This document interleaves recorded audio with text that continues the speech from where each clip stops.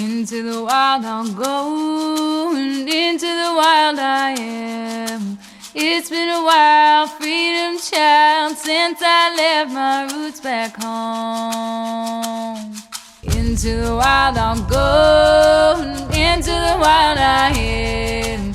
It's been a while, freedom child, since I left my roots back home. Welcome to the Free Birth Society podcast. This is a radical space for women who are ready to celebrate their autonomous choices in birth, motherhood, and beyond. Together, we'll learn about wild birth through personal narrative, we'll explore the politics of birth, and we'll analyze everything that relates to our lives as women from a feminist perspective. Here's your host, Emily Saldea. It's been a while, freedom child, since I left my roots back home. Welcome to the Free Birth Society podcast. I've got another awesome episode for you this week, per usual. I have one of my students on this week who free birthed her second child after graduating from the Radical Birthkeeper School, which we see so often, and really nothing tickles me more. Before we kick it off today, I want to let you know that we are celebrating over here at Free Birth Society because I just released my newest collaboration with Yolanda Norris Clark, and it is fire. It's called The Compass, Foundations of Radical Birthkeeping, and it is the first of its kind. The Compass is a groundbreaking self-study program for women embarking on the path of sovereign birth, reclamation, and authentic midwifery. The Compass is everything you need to anchor yourself firmly in the realm of sovereign birth and to gain the confidence you need to leave the system. This program will equip you with the language and context essential for understanding the political and psychological intricacies of the medical birth system. You know, if you're here with me, that we are in the midst of a seismic shift in birth awareness. As a birth professional, if you don't have the language and foundational understanding of what's wrong and abusive about the current birth model, you will be left behind. You hold the power to break the spell and birth the truth, and to know where you are going with purpose and clarity, you need to fully comprehend where we came from and how we arrived here. I am so stoked to get this out to the public. Go grab it now at freebirthsociety.com/compass. Okay, so Naya thought her first birth, a home birth with a medical midwife, was as good as it gets. Until, of course, she free birthed and experienced a truly ecstatic and entirely undisturbed birth from beginning to end. Naya shares how she leveled up during the RBK school, learned to take self-responsibility for her life, and was therefore able to choose an entirely drama-free birth. Enjoy.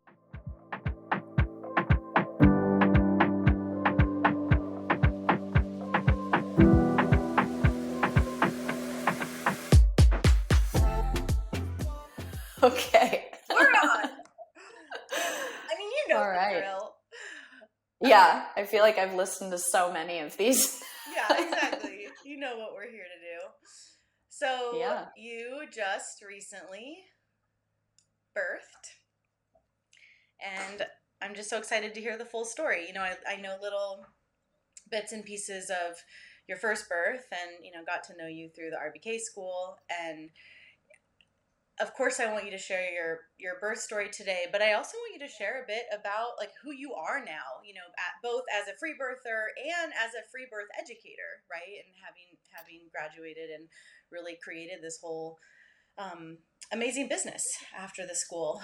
So take us to wherever you want. I guess we need to hear the story of your first child. So yeah, start us there. Awesome. Thanks, Emily. Yeah, there's like such a wild transformation here. I'll try to fit it all in. So I had my first child about 2.5 years ago, my beautiful daughter, Aurelia. And she was a very semi-unplanned, but totally energetically planned baby. I moved to Maine super spontaneously, met my soulmate like right away. And within a few weeks of us dating, we were like, let's have a baby. And then everyone in our family was like, that's not a good idea. So we kind of backed off on that idea a little bit, but not really. We got pregnant about 6 months into our relationship. So that pregnancy was just like a huge initiation rite for me, not only into motherhood, obviously, but also into what it was like to not be a maiden, to be at a new level of commitment with someone who I kind of was still getting to know, and to just really like instantly level up my life, like get serious about my life. Because I was totally living like the maiden way before that. So I was vegan and I just like had so much to learn about the world. Yeah, so right when I got pregnant with my first, I knew that I wanted to stay away from hospitals. And I also just kind of knew I didn't want to give birth at a birth center. I really just knew that like I wanted to give birth at home. I don't know really how I knew that, because I had no one in my life that I knew of that had had a home birth, like no one. And when I was younger, I remember my mom telling me some like horror stories about home births that she knew of that ended in transfers for whatever reason. So I had nothing besides my intuition telling me that that was the right thing to do. My mom's own birth with me was a hospital birth with like vacuum delivery and episiotomy and all this stuff. And then the doctor ripped her placenta out in chunks, and like weeks later, she almost bled to death at home with me there. And so she has like this whole story that I've known my whole life, and that's all I knew birth to be. But I just was like, clearly that was the doctor's fault, so I'm not going to give birth in the hospital. So Isn't that funny down. how we go either way with these stories? Like, Yeah. you either smell the bullshit or you believe the fear, and you really shape your life around what we take of these stories. Oh my gosh, yeah, really. And I think one of the like interesting pieces to my whole kind of arc here is that I, despite knowing this, was still like so attached to the medical system. I had like so many stories about myself and my body and just so much attachment to that system. So in my head, I'm thinking, I'm going to have a home birth for sure. And then I was like, but I need to go to a hospital to like get my pregnancy confirmed. And I didn't understand how the whole like medical midwifery system worked. So I thought it was like back in the day when you like go there and then a physician like meets you at your home for the birth, So that's what I thought was going to happen. I went in for my very first like confirmation of pregnancy, and I sat down, and this old man, I don't even know if he was a doctor or what his position was, but he sat down and he looked at me and said, first thing that comes out of his mouth, no joke, he says, "So are you going to keep it?" Yeah. Oh my God. Classy. Isn't that insane? And I was young. I was 22, but like not that young. Yeah, like there is no so young that comment would be appropriate. Totally. So I was like, yes, and I want a home birth. And he kind of was like, oh, well, we don't do that. And so I just was like, oh, well, then I guess I'll leave. So that it was like a huge waste of time, but luckily that's all it was. Yeah. So I get home and I'm talking to my partner, and he knows nothing about birth. He didn't even know for sure if he wanted children. He's never been keyed into any of this. He has no reason to be. And he just said, well, you can just do it by yourself. And I was like, I don't know. Like that thought kind of scared me. And he was like, seriously? Like, you don't think you can just do it by yourself? And then I said, you know what? Actually, like I have this friend who has a friend who runs the Free Birth Society podcast. And I had heard of you and the podcast like years before through our mutual friend, and suddenly like remembered that women do this. Totally. And that I had just kind of like written them off as like crazy or just like extreme people. And I told him, I remember this conversation so clearly. I said, like, well, if I wanted to give birth on my own, I would basically have to become a midwife. I would basically have to like learn as much as a midwife learns, and they go to school for years for this. So like, I can't do that in 9 months.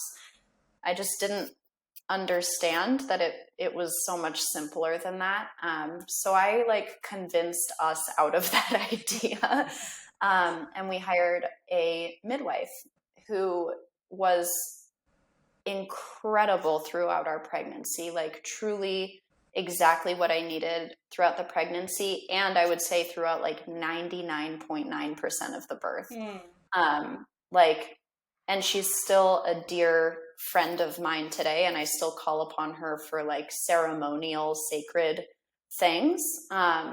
But she is still licensed, so I didn't invite her to my recent birth.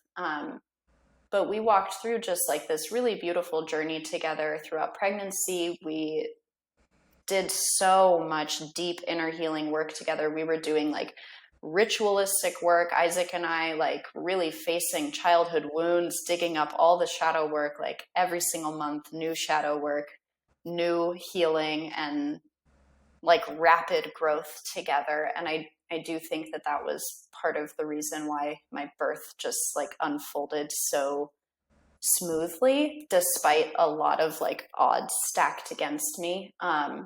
So at the end of that pregnancy, I started having like a huge falling out with my family, who had traveled all the way to Maine from Hawaii for the birth. Mistake on my part. Like per your invitation. Yeah. Okay. Yeah, because again, I just like didn't understand how the dynamics would be, and there was like a huge falling out around the fact that I was having a home birth. So I like officially uninvited them to my birth, which was a big deal, and just like completely felt like I was like breaking up with my parents. And so they're together, and you invited both of them to your birth? My mom and my stepdad. Okay. Yeah, who's super close, like he's my father, you know, and my younger sister. So they were all there, and I had like a huge fight with all of them while they were here when I was 41 weeks. And I told them, you guys need to go home. Like, I can't do this. It was this huge falling out. We were screaming, crying. It was awful. Wow. Yeah, I remember like after this giant fight, I tried to drive away, and it was February in Maine, and I couldn't get my car out of the driveway because of the ice. So my stepdad had to come and pull my car out of the driveway like while we were fighting. It was awful. And what was the fight like about, really? It really was about me going beyond my due date. Like as soon as I hit 40 weeks, they were just like, it was like everyone changed, including my midwife a little bit, and myself too. Like I went my whole pregnancy feeling like super confident in my ability to birth. I skipped all the testing and stuff besides ultrasounds, which I was just like super indoctrinated into thinking that's what you do.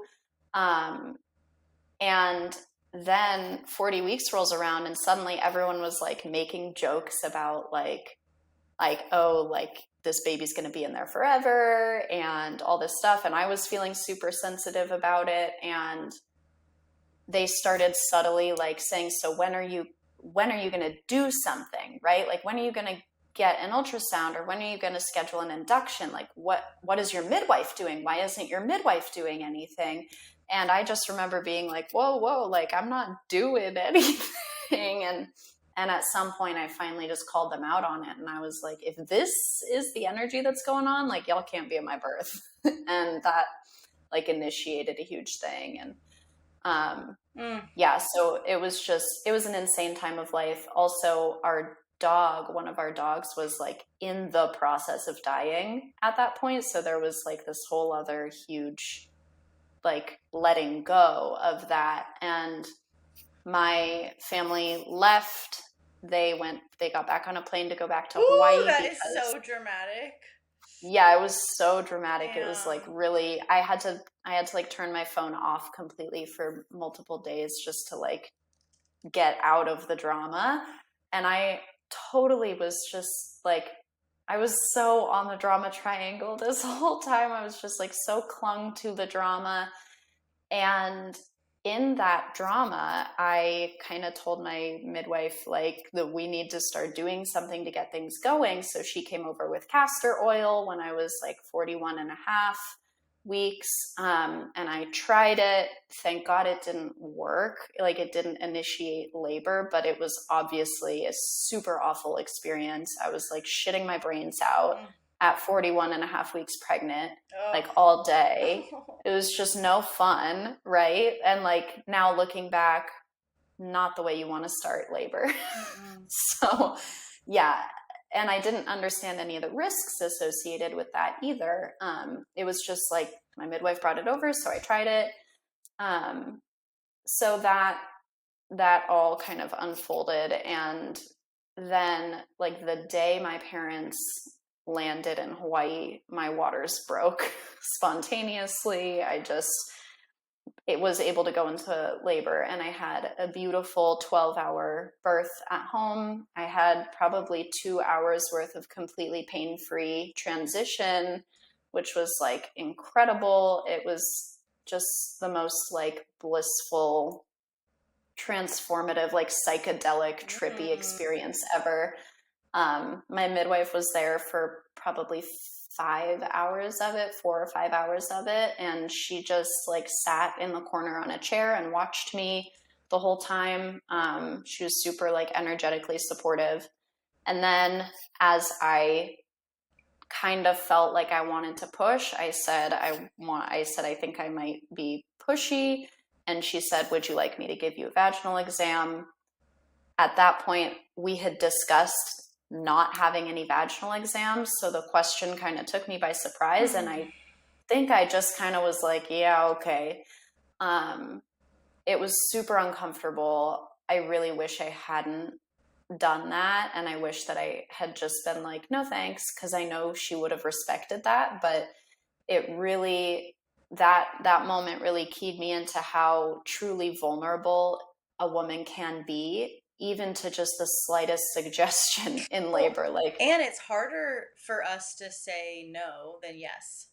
So totally. it's even interesting, like the way in which we make suggestions in the birth room, could be more sensitively tuned to that, like it's harder for us to say no.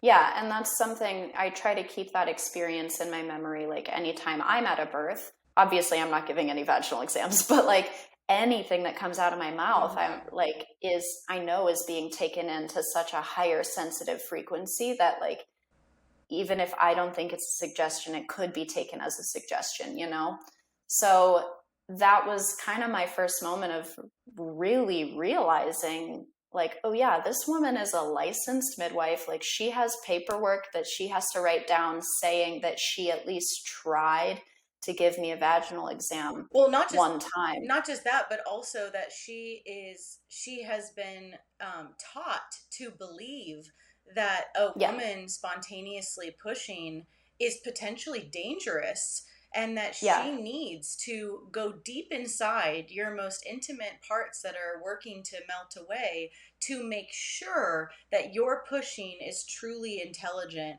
and that your cervix is completely gone. Because as you know, there's also this weird thought that you shouldn't be pushing if there's any cervix, yeah, even though that of course happens all the time and is actually a part of moving the cervix out of the way, on and on and on. So I mean, yeah, right, there's so much beyond just the like charting, that it's that she actually believes that the most helpful thing to yeah. you is to finger you as you begin to feel pushing sensations. Yeah, totally. Of like this, like, even if she doesn't want any vaginal exams, this will be the one that, like, it, maybe makes or breaks a dangerous Well, it's situation or also, whatever. let's make sure you're actually allowed to push, Yes. is really what's Yeah, and happening. that was the vibe that I got from it. And I remember like reflecting back on this much, much later, thinking like, oh, you know, in reality, like that was maybe the first moment that I felt like my midwife just didn't actually trust me. Like I said my truth and she questioned it. And that was enough for that little split second to feel just a completely different energy shift than what the rest of my birth had been, which was this very supported, very loving, very empowered, like super powerful feeling, to all of a sudden being like, oh, maybe I don't know what's going on here. Also, you said yes to the Yeah. suggestion, and who knows how the energy would have gone and gotten worse had you said no. If I had said no. Yeah, Because totally. likely she would have started to be like, sweetie, this is really important to do, because what if you're pushing on a swollen cervix and we don't want you to transfer? Like, this is what helps you stay home, right? Yeah. Like, you're just Yeah. one tilt away. I mean, you're one no away from that with all these, you know, medical professionals. It's really interesting. Yeah, and I think maybe some part of me knew that. Like, I didn't want to have a conversation. I was pushing, right? Like, I didn't want to have a Yeah. conversation, just get it over with. And so that's what we did. And I do think that, like, my energy around, like, this doesn't have to be that big a deal, let's just get it over with, I do think that helped. Like, I wasn't going to let myself feel victimized in that moment. So I just, like, said yes, which, you know, obviously I feel some personal like responsibility and regret for, but it didn't ultimately like, it didn't cause an issue in my birth, like a recognizable issue necessarily. It altered the energy of my birth in that moment, which makes me sad to reflect on for sure. But I definitely, like, as soon as it was over, I snapped right back into my like that primal kind of energetic, powerful sensation. And I like made my way into the bathroom and got down on all fours and I birthed my baby. There is also this part of my birth story here where there's been a genuine discrepancy and like no one fully knows exactly what happened, because I birthed like behind me. I was in like a child's pose and Isaac was ready. My partner was ready to catch her. And my midwife was like back taking pictures. So I have a picture of the baby's head fully out and Isaac's hands like under. And that's all I remember. All I remember is feeling the baby come out. But Isaac has told me that he watched the midwife like hook a finger under the baby's armpit, just kind of as she was coming out to kind of like slide the baby into Isaac's hands. So I wouldn't say she like pulled the baby out, but like kind of pulled the baby out. And I obviously, that's not something I would have felt with my body. I didn't see it happen, so I don't know. Well, it's not like but I did. It's not like you made it up. No, exactly. Of course, and of course it happened. Did you ever ask her? Yeah. Yeah. So I had like a full, during my recent pregnancy, which was 2 years later, I had like a full on debrief with my midwife because we're friends, you know? So we like spoke on the phone for hours and hours, and I just like poured my heart out about all the things that I felt like I wished had been different about my first birth. And I like took responsibility for my part in it and asked her to take her responsibility for her part in it. And it was a really like beautiful conversation. But she did say that she just said, I don't remember pulling the baby out. I remember the baby just like flying out into Isaac's hands. Whatever. She goes to lots of births. She probably didn't remember it, but like Isaac, I believe my partner, you know, and he said that she pulled the baby out. So there was an intervention there that I was just like completely not spoken to me, that like no one told me in the moment. I found out months later, right? When that's Isaac so just was like, disorienting. yeah, that like the actual intervention itself didn't even bother me that much. It was the fact that no one even said, and there wasn't an emergency, there wasn't a need for it, there wasn't any, I was just having a normal birth, pushing my baby out, and someone just like wanted to get their hands on my baby. You know how it is, like looking at Instagram, it's like all these birth photos will be in my explore feed, and it's like these otherwise beautiful pictures, And then there's just gloved hands, gloved hands, gloved hands, gloved hands. All All like, what's the over. baby gonna do? Like, if there's Yeah. not a gloved hand there, like, oh God, like, there's no way this couple would be able to figure out how to guide a baby out if there wasn't a Yeah. medical provider with gloved hands. It's just like, damn, does that not ruin a picture?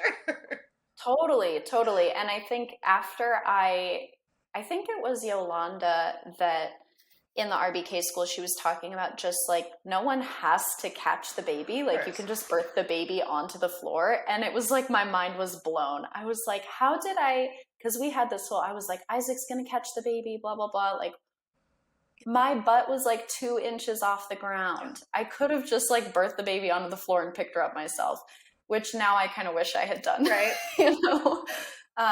But again, like it was all just happening, and I like instantly flipped over. I like lifted my leg up over the cord so that I could like flip over. Baby was in my arms instantly on my naked chest. She was just crying. And actually, no, that was my recent birth. She didn't cry. I totally forgot about this. She didn't cry at all. I held her and we just like locked eyes, and she just made like these tiny little sounds. She was super, super peaceful from the very beginning. And it was beautiful. It was like this incredible, it took me a long time to really sink into what just happened of like, oh my gosh, they're like, this is a baby. This is a baby. Seriously. And I think I said that like, oh, this is a baby. And yeah, it was beautiful. And I'm so grateful that I had that experience at home. And I am also very grateful that I had just enough medical intervention to know that I didn't want to hire a midwife again, but not enough medical intervention to like traumatize me. And I feel like I got very lucky with that, Totally. I don't even know if I'd call those medical interventions, because like they're from the medical paradigm, so I guess they are, but they're, there's no like instruments or pharmaceuticals. Like this is stuff that women will do to them, do to other women in supposed free births too, like it's disruption for sure. But I hear you, like just enough for you to see the sensitivity and the significance of the power dynamics in the room too, right?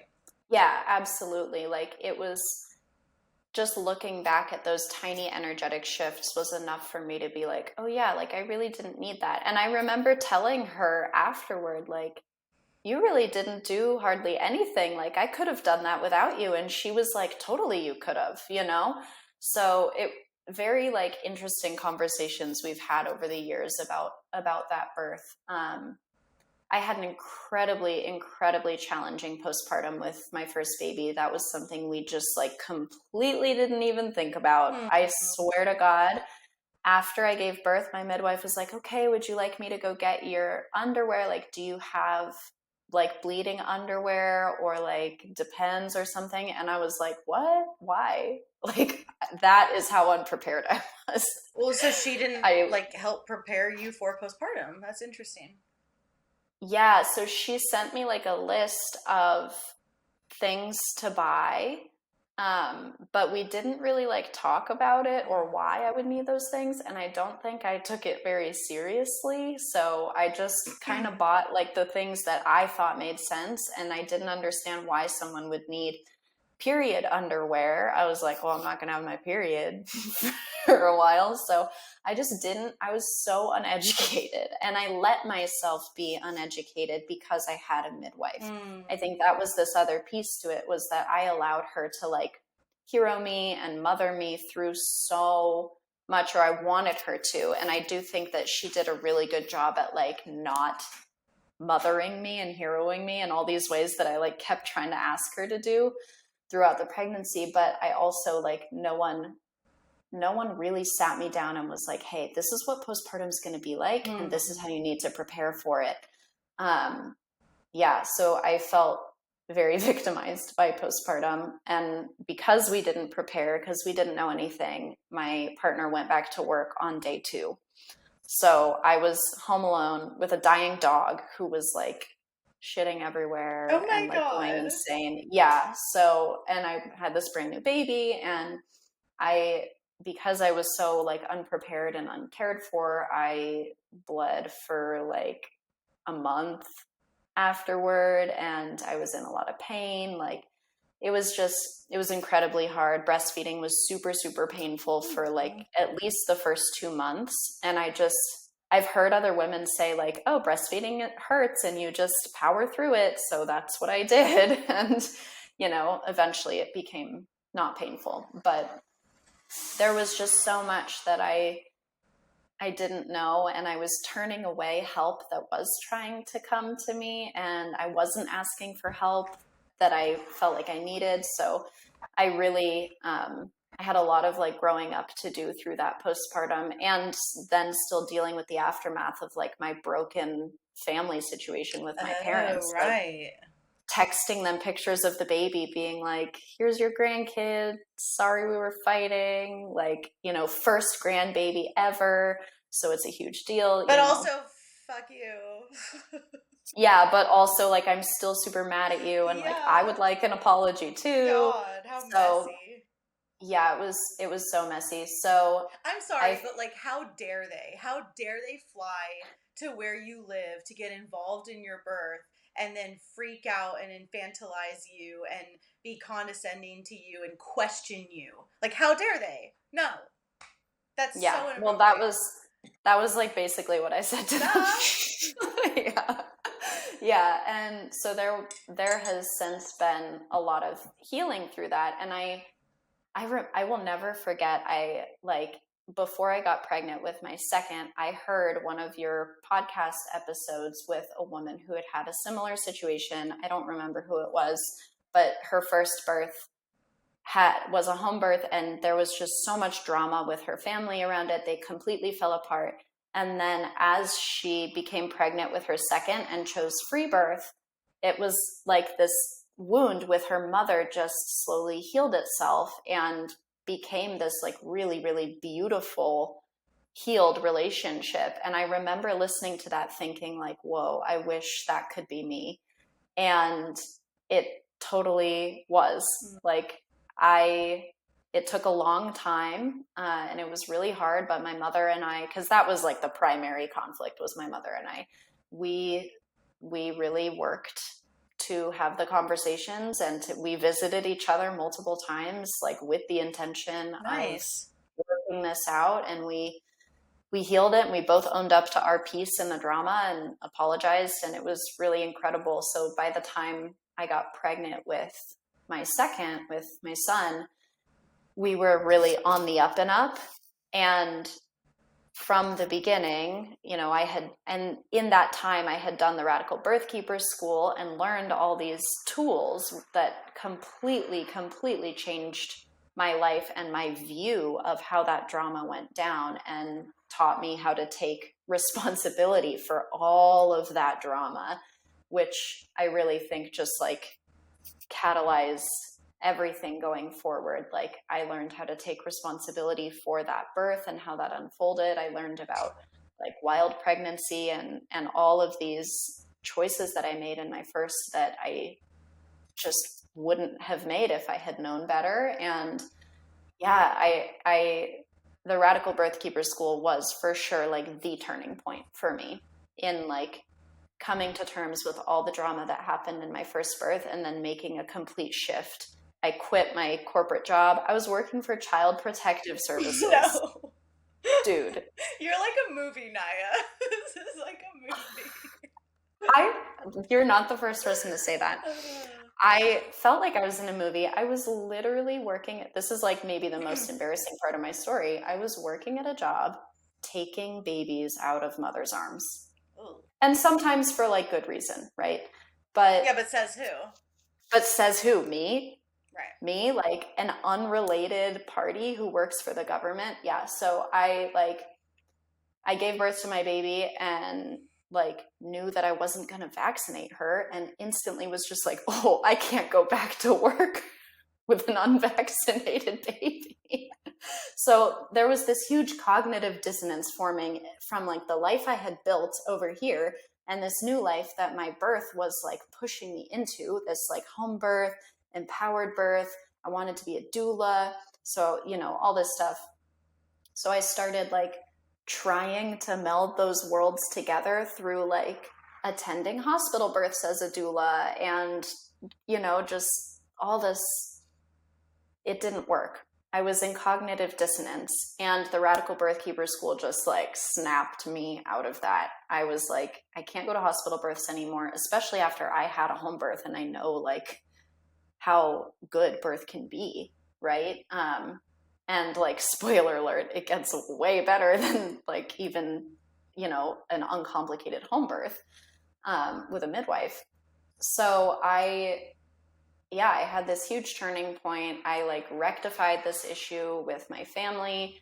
I started attending births outside the system, and I started doing more independent work, like online work, supporting other birth keepers and just other women-led businesses in general, and really starting to see this picture of what like sovereignty in life actually looks like realizing I can just be a mother without having to take my kid to the doctor and get like instructions on how to care for my kid on a monthly basis, you know, like which by the way, they don't give you those. No, you know, no, they don't. Way and more vague than that. Yeah, it's really just about injecting them. And from what I've heard, right, because my kid has never been to a doctor, from what I've heard from other people who have taken their kids there, the advice that they do get is like not what I'm about, you know? So I just, it was this long, slow, arduous path of like me coming back to my intuition. All the while my husband is over here just like in his intuition, knowing all this stuff. No one taught him this stuff. And he's just over here being like, no, of course we're not going to vaccinate. Yeah, of course we're going to have home birth. No, of course we don't need a midwife. Like all this stuff. And I'm like, I have to go through this deep questioning process within myself of like, is that really true? Like, can we really do that? And so that was incredible to have his just like chill, unwavering support as I worked through all this stuff. And by the time I got through the RBK school and was like telling him all this stuff, he's like, yeah, babe, I know.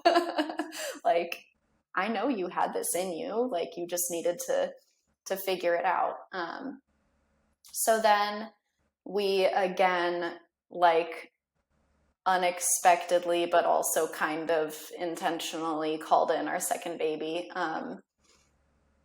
Probably sooner than we would have liked, but that was the timing that we let happen. So,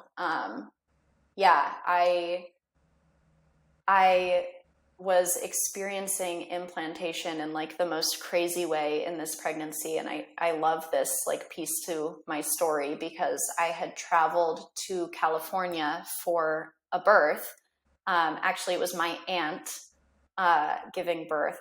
And she was choosing birth outside the system, and she wanted me there. I didn't make it in time for the birth, obviously, because I had to travel 3,000 miles to be there.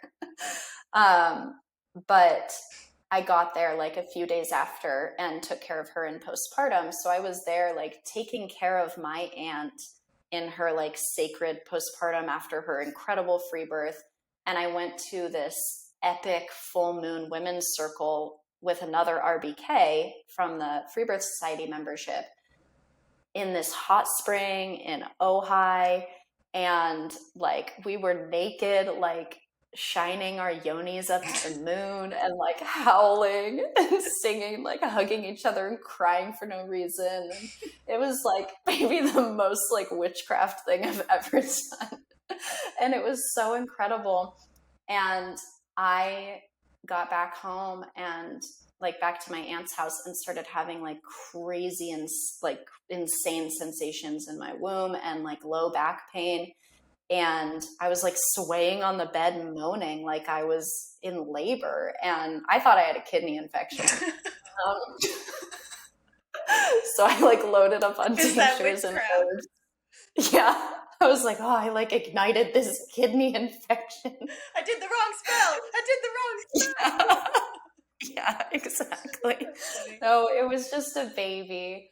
So, so I got home and discovered I was pregnant. I got super nauseous and I took a pregnancy test and I was like, yeah, that makes sense. So I had the most like jam-packed full wild pregnancy. I traveled out of the state 5 times in my pregnancy.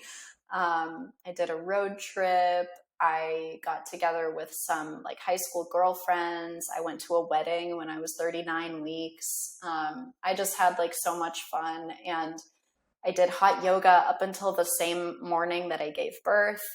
Yeah, I just like, I went from this first pregnancy where I was kind of asking my midwife her opinion on everything and still like doing more radical things than most people do, but not feeling very good about it and just not being sure of myself and not listening to my intuition, to just doing anything and everything. Just living your life.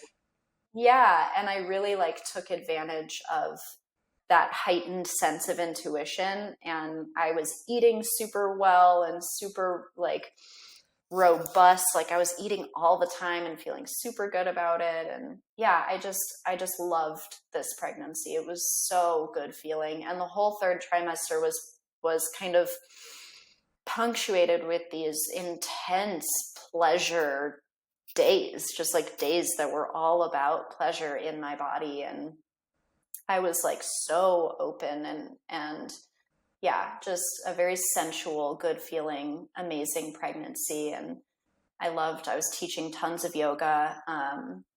Yeah, so I felt really incredible. And I really didn't know like when my 40-week whatever date was, because I didn't have a menstrual cycle between my first birth and getting pregnant. So I kind of just picked a date on the calendar, based on when I started feeling nausea in first trimester. I was like, okay, well, maybe that was like 6 weeks. And I just picked a date, and it was the exact date that I gave birth. And I always tell people, like, literally, you could pick a date on a calendar and it'd probably be more accurate than like getting an ultrasound for your due date or whatever, you know? So I just kind of like intuitively was like, yeah, I think it's going to be early June, maybe June 7th. And then as I like halfway through towards the end of pregnancy, I was like, no, I think it's going to be June 4th, which is the birthday of my deceased grandfather, who was like by far my closest, most special family member, that I had a really, really close connection with all throughout my childhood, and really, really seriously grieved his death for many, many years, and still like pray to his spirit and see him in dreams, and all this stuff. So when I realized my baby was probably going to be born around then, I knew it would be on his birthday. And it was. So yeah, it was like, I guess I had an exactly, which was also a full moon. So I think I had an exactly 9 moon pregnancy, which is pretty cool, from full moon to full moon. Yeah, so I think that's everything from the pregnancy. It was just like an insane, wild How did time. it go this time around, letting your family know that you were going to free birth? Well, because of the work I had been doing, I think it was just kind of obvious. Like, I don't think I actually ever said out loud, I'm going to free birth to my parents, but like I have this Instagram account where I'm talking all about free birth and how like good it is and how important it is and all this stuff. And I'm like actively attending births outside the system and telling my mom about it. And so when I told her I was pregnant, I think it was just this like, yep, this is just what Naya does. Like, Naya's in this world now, and we're not going to question it. And I really think that was due to me fully like standing in my power about it, like fully saying, this is what I believe. This is what I've believed all along. Like, this is what I do for a living. I've seen this happen. and this is the way. And so when it came time for me to be like, I'm pregnant again, there was no discussion of like, well, what are you going to do for prenatal care or whatever. It was, yeah, like my mom just asked me like how I was feeling, and she was very supportive and loving the whole time. She loved like seeing pictures of my belly, and she, you know, we just didn't talk about that part of it, which was right for us, and it allowed us to have like a really beautiful connection throughout the whole pregnancy. Yeah, I think there were times where I had wished like, oh, I wish she would ask me a little bit, because like obviously this is my passion and I love talking about it.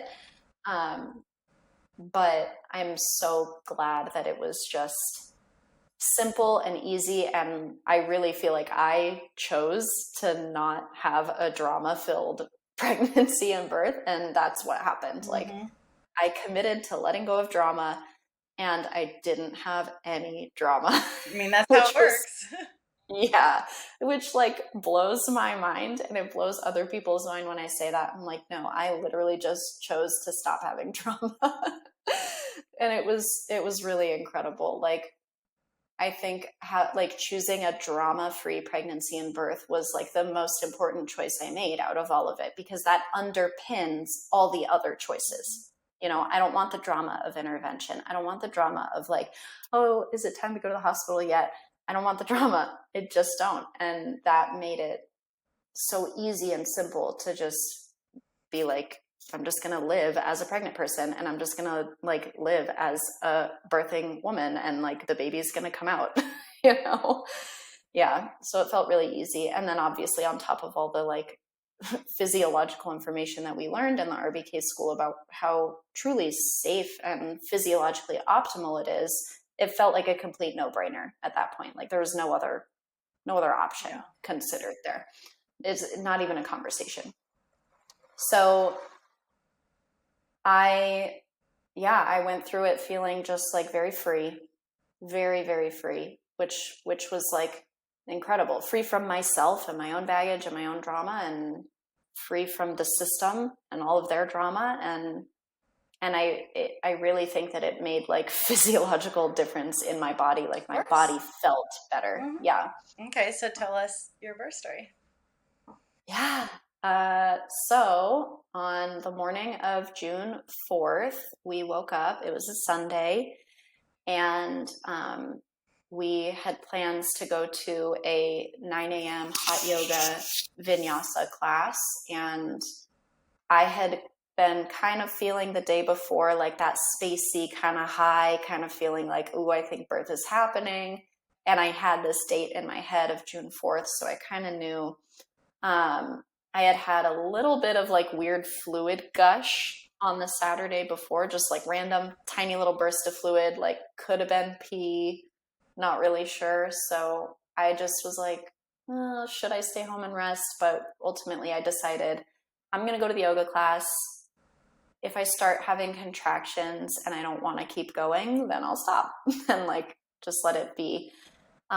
So I went to the yoga class, which was by far like the best yoga class I've ever been to, because I was in that like super high, like, and I was sweating. It was like 95 degrees. I was doing tons of super deep squats. Like my body was so open, and it was amazing. And then afterward, we went to the grocery store, and I think Isaac was also like tapped into the birth energy, because we were walking around the store like we were high. And we are so sober. We are like so sober. And we were walking around the store being like, oh, we need all this food. So we just like loaded up on so much food, like the most impulse buying we've ever done. We got like the nicest, like most delicious food. And we went home, and we got home around noon, and we put our daughter down for a nap, and we all fell asleep. And then Isaac and I had sex, kind of knowing it was going to be like the last time before the baby came. And we fell asleep for a little bit more. Or maybe we had sex first and then napped.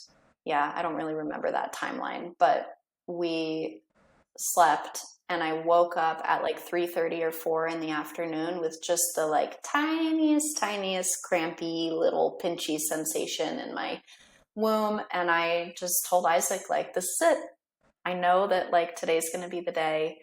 And that like tiny little pinchy sensation kind of got a little rhythmic for like maybe every 30 minutes or so for a while. And then maybe every 10 minutes. But it was like every 10 minutes for most of it. And it was really, really like way less than a period cramp, like so small. Yeah, so chill. So like Aurelia woke up from her nap. Isaac and Aurelia went outside and they were like playing in the woods and just kind of puttering around. It was like this kind of gloomy, wet, rainy day. So like it was just like a wet day, right? Like hot yoga, sweating, like a little bit of fluid here and there. And then this like gloomy, moist day. So I was just kind of puttering around the house, cooking, cleaning. I just like couldn't stop eating. I was nonstop eating. I had probably like 6 to 8 full cooked meals that day. I'm not even joking. I was eating so much, like up until the baby came out. And then I had another huge meal after the baby came out. And every bite of food was like orgasmic. It was so good, Emily. Like really, yeah, I was loving the food. And so I just kind of did that, like puttered around the house. I set up my little birth altar.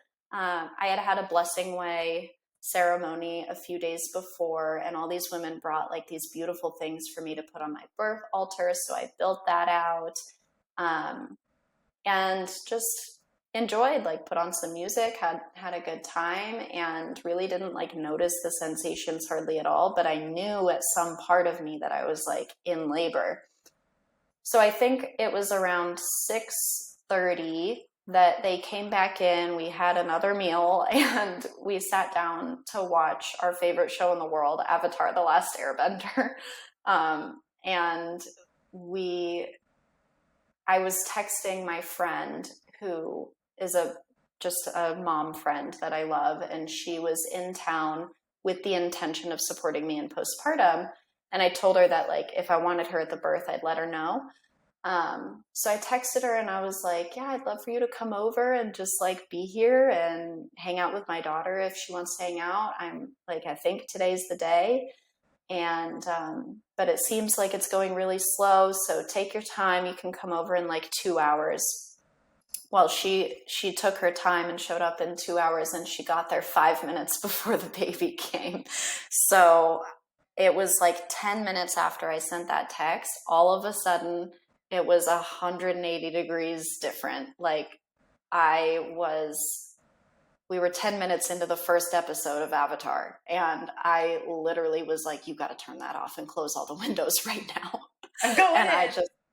I was in it so fast, so rapidly. So I just like was on the ground on all fours, just writhing. And this was like incredibly intense, incredibly painful. Like, I'm not going to pretend I had a pain-free birth. It was super painful.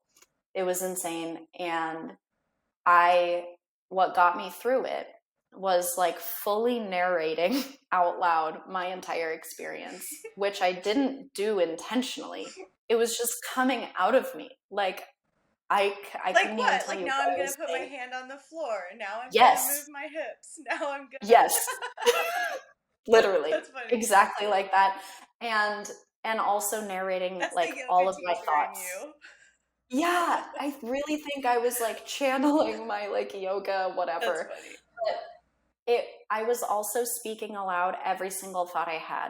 So I'd be like, oh my God, I didn't think it was going to hurt this bad, but I know that birth hurts. Like, I've seen birth hurt all the time. And so it just like, I just have to get through it. And oh my God, I feel another contraction coming. Oh God, please help me. Please help me.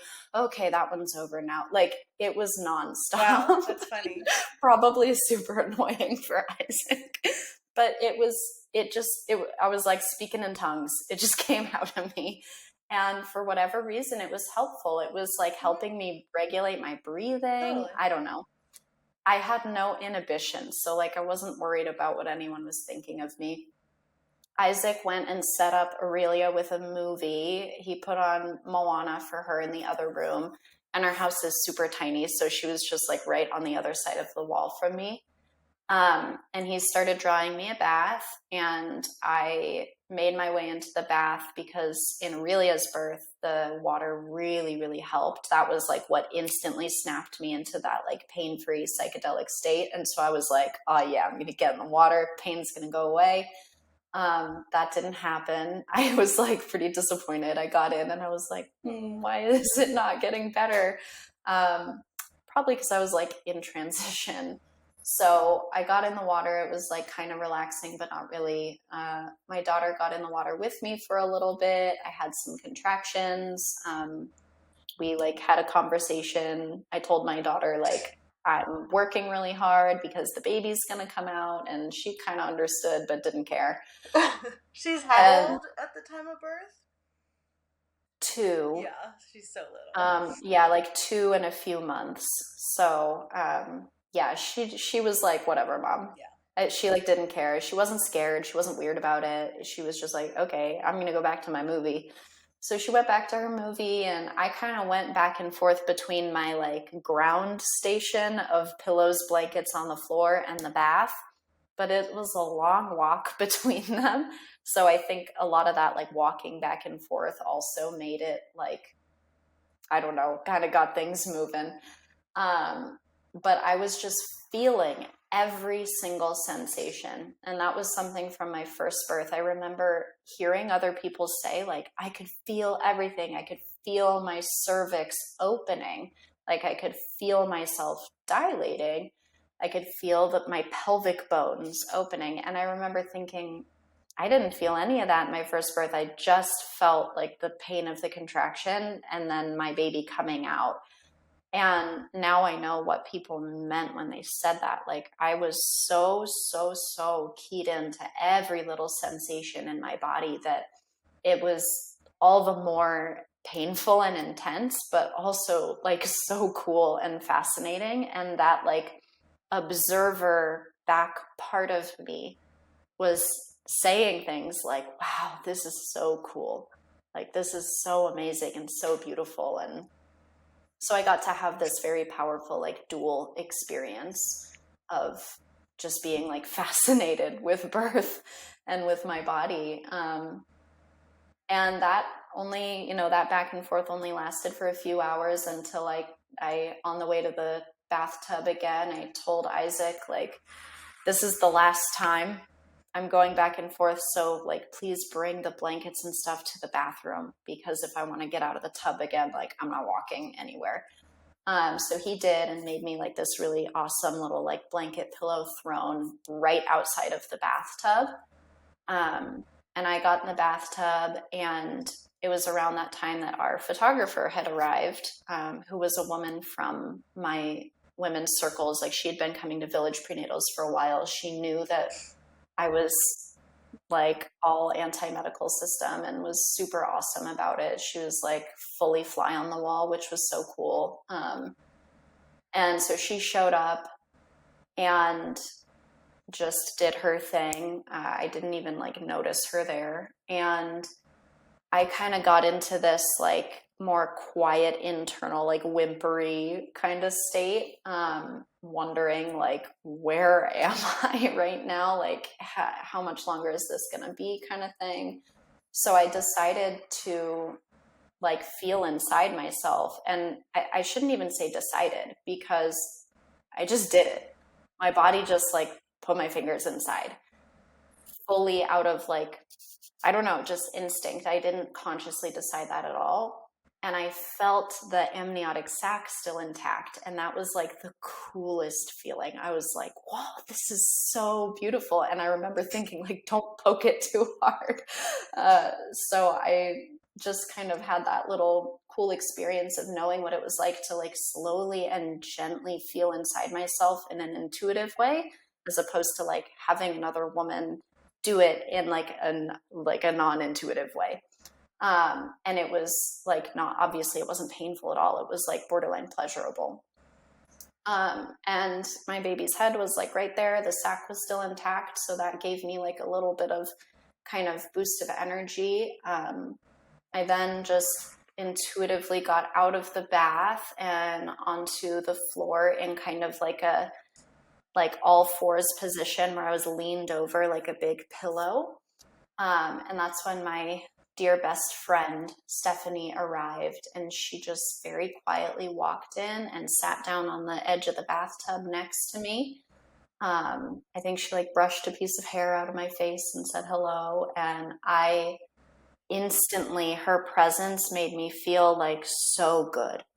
It wasn't like I was relieved that someone was there for me. It was more that I just was like, I love this person so much, and I'm so glad she's here. Like, I just wanted to like embrace her. I just felt so good having her near me, and she just literally, that's all she did was be near me, and I loved that. Isaac and Aurelia were off somewhere else in the house. I don't know what they were doing.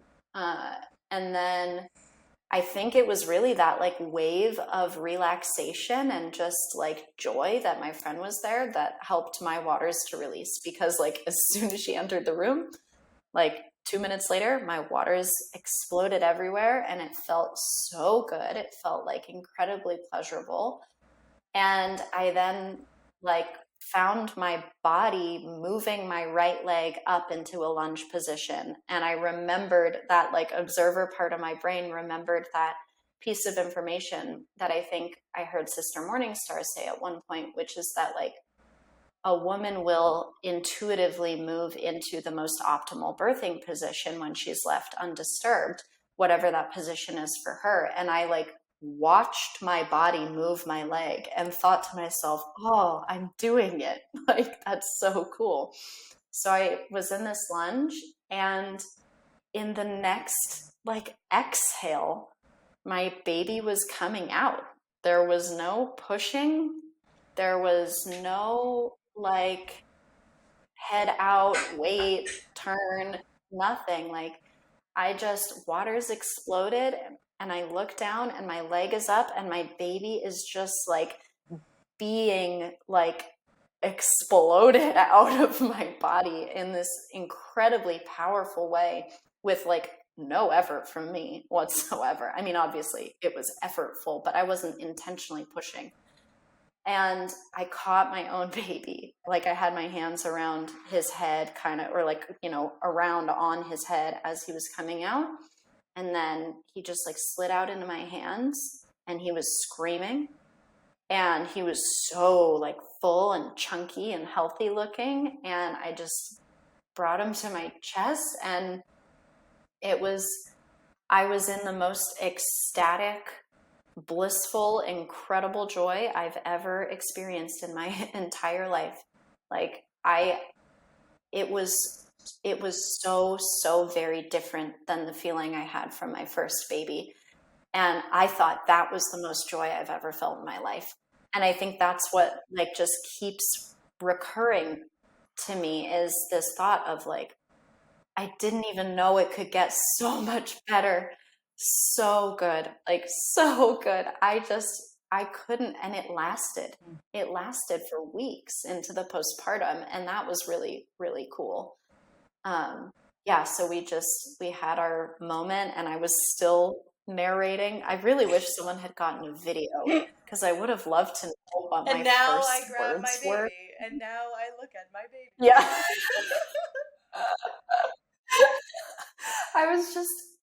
It was nonstop. So I asked my photographer, and she said that like shortly after the birth, maybe like 10 minutes after, because I was just sitting there observing my baby. At some point I was like, oh, someone needs to get Isaac. So someone got Isaac, I think. Yeah, he was nowhere to be found. He was just with our daughter. And so he came in and he was like, oh, the baby's here.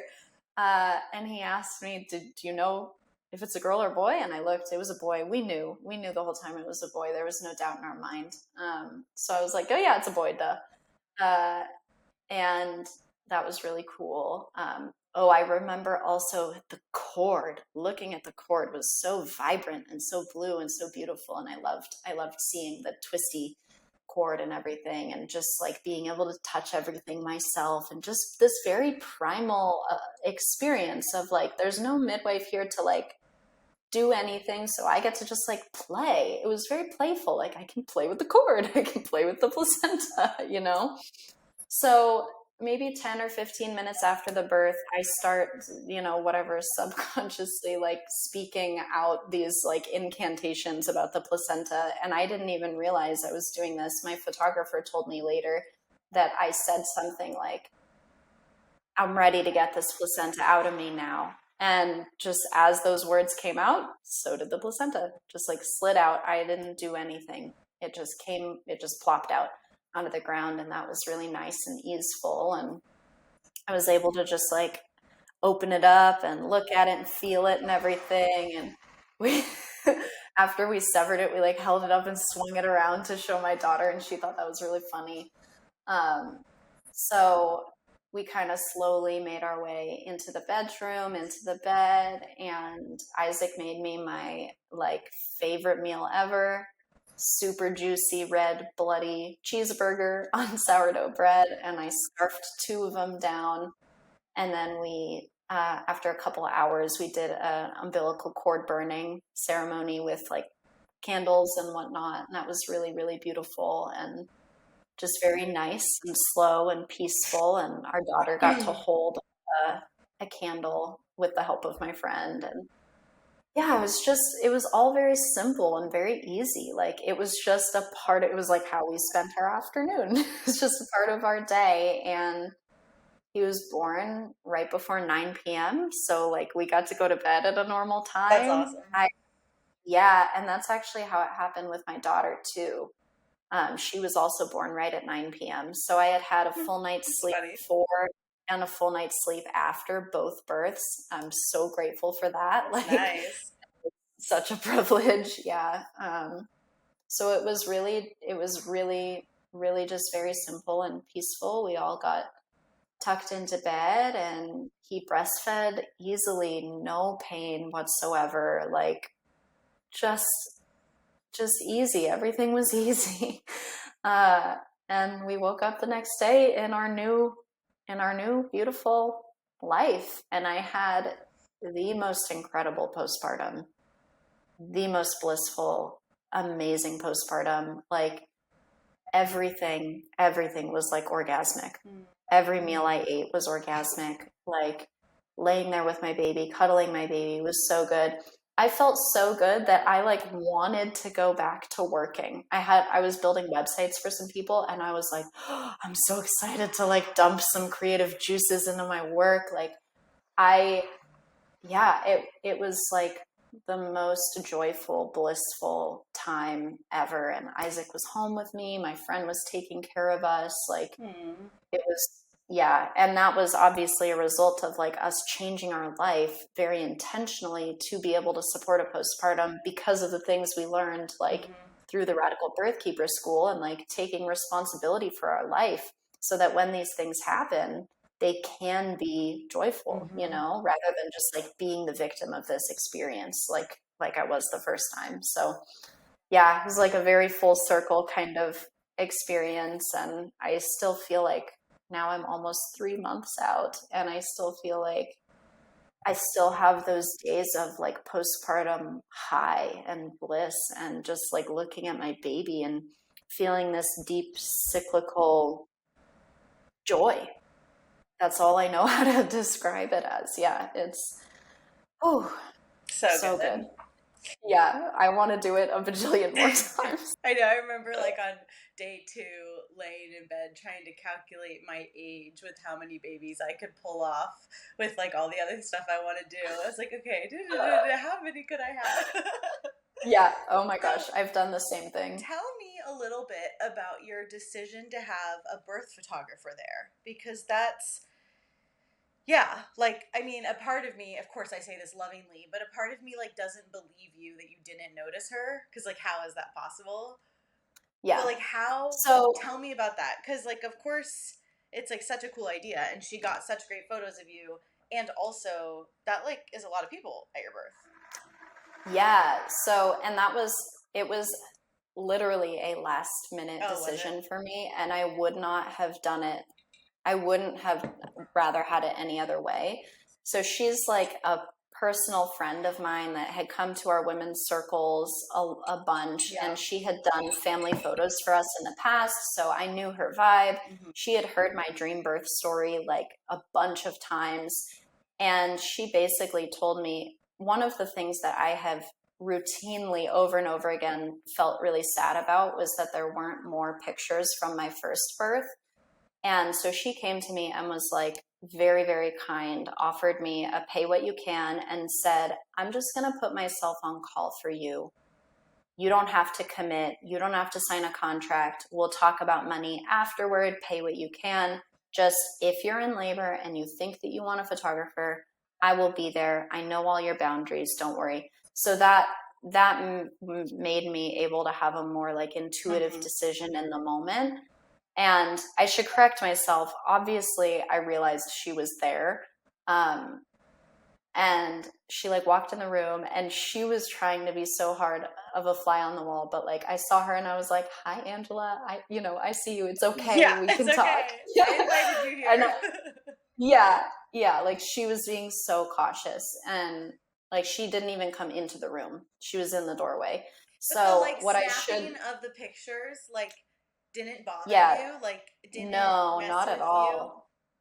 No, and I think part of the reason is because she got there so late in the game that like I was already so in it, that like it just those kinds of things weren't registering for me, and it didn't feel like she was there. So like I noticed her energy and her persona, her personhood or whatever, but I didn't like I didn't. energy.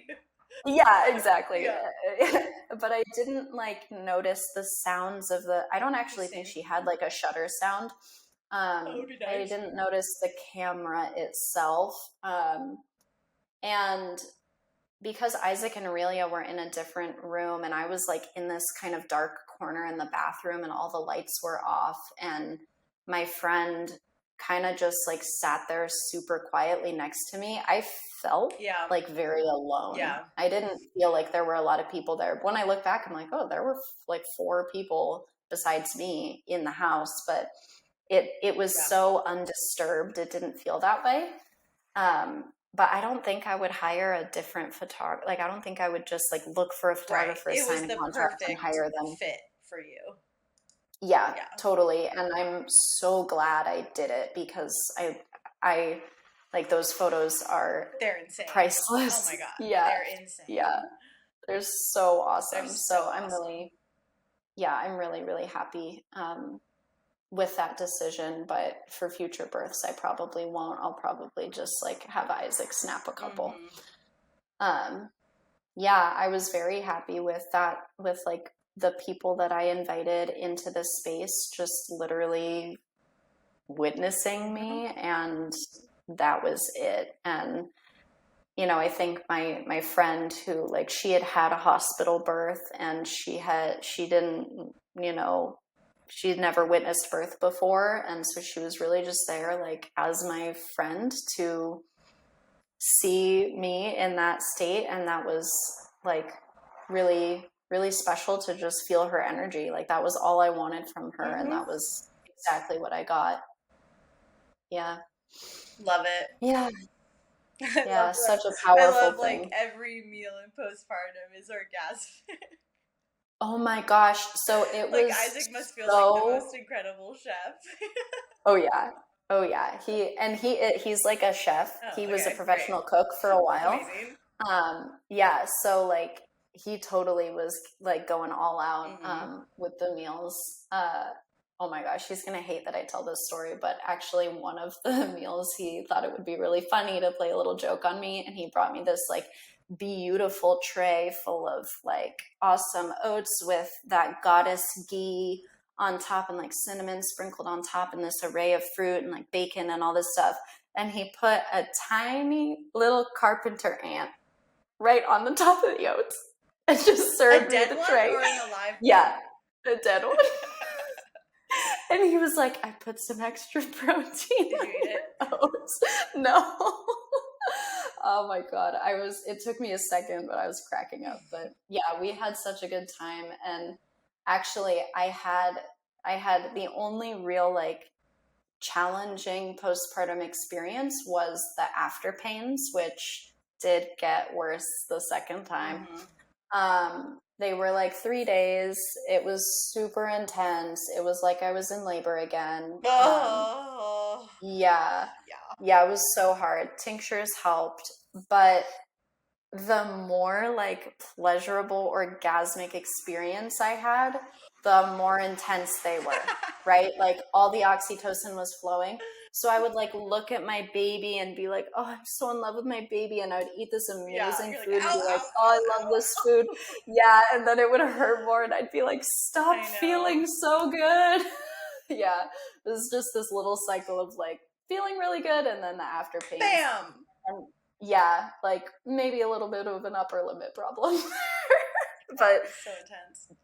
Yeah, but it helped me to just like tap back into that like resting kind of recovering mode, because I did feel so good. I'm glad I wasn't tempted to like sabotage myself and get out of bed. So I like committed myself to staying in bed for 3 weeks at least, and then I started kind of walking around and whatnot, but I didn't physically feel like I had to because my body felt so good. Like I remember actually thinking that like my body felt like better than it did before getting pregnant. Like I felt so good and healthy, and I just wanted to like bask in that, and I committed to staying in bed for 3 weeks, and I think that helped to continue that feeling. So now like 3 months out, I'm feeling like in incredible health, like better than I was before, which I've heard in like ancient Ayurvedic wisdom. They say that like those first 40 days determine the next 40 years of your health. And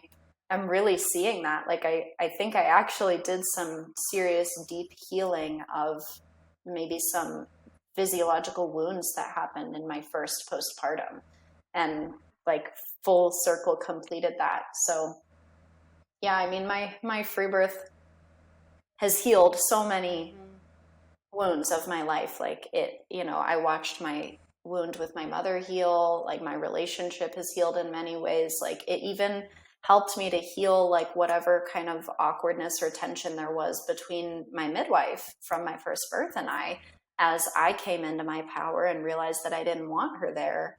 Like we were able to have a friendship now, so like just so much healing has occurred through this of mind, body, and spirit. And I think even healing with my daughter that I didn't even know needed to happen. Like, yeah. And healing of my business, like my business feels like it's going in the direction that I really want it to be going now too. Yeah. And yeah, it's incredible. Like birth absolutely changes your life one way or another.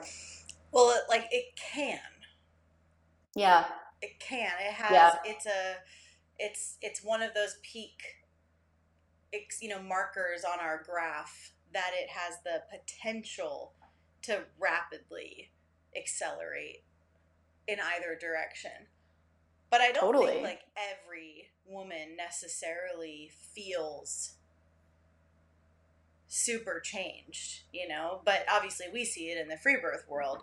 And I think, what you're speaking to around all of this healing is kind of what I'm talking about, that not everybody has a free birth and feels more in their power, but a lot of women do.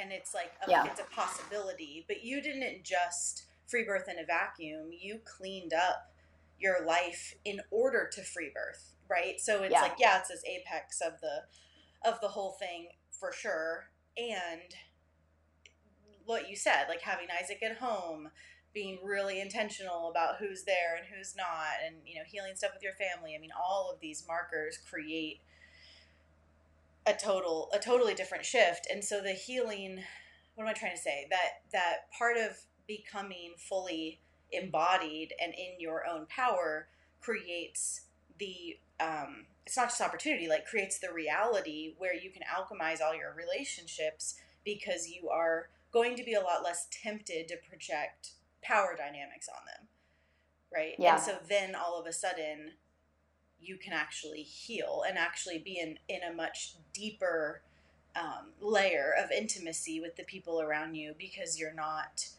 just like outsourcing. Yeah. And I really I had no idea how much I was outsourcing Mm-hmm.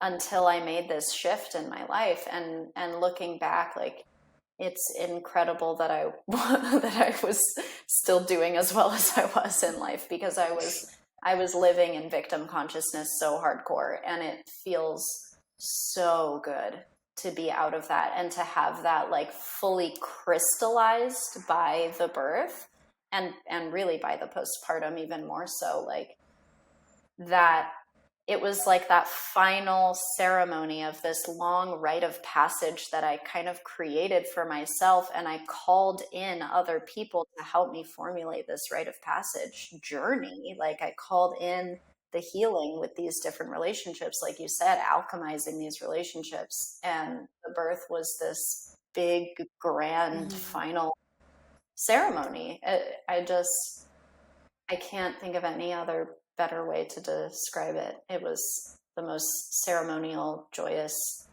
day of my life. And it reinforced in me so strongly that any woman can claim that if she wants to. Of course. Yeah. So how can women find you? I am on Instagram as Woild Mama Birth. That's WOILD Mama Birth. Woild is like a play on words for old wild world. So you can find me on Instagram, and all my contact and website and info, everything is on there. But what if someone's not on Instagram? If someone's not on Instagram, they can go to wildlifewellness.com, WOILD, wildlifewellness.com.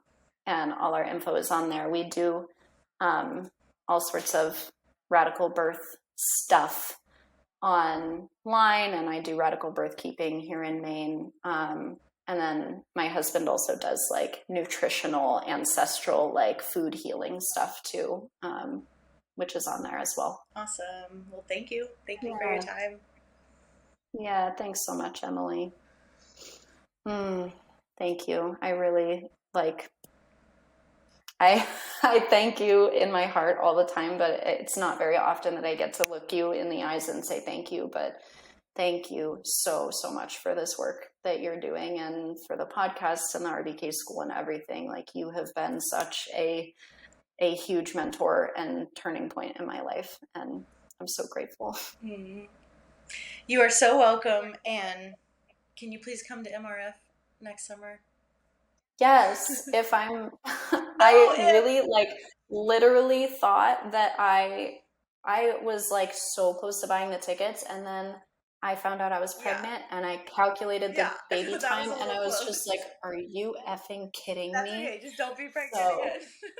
Yeah, no, I don't want to get pregnant again that soon. So, or if I do get pregnant right before or whatever, so I'm in second trimester golden time at Matriarch Rising. But yeah, I won't be on the verge of giving birth next summer. All right. Yeah. Thank you. Lots All of right. love. Thanks, Emily. Have a good day. See ya.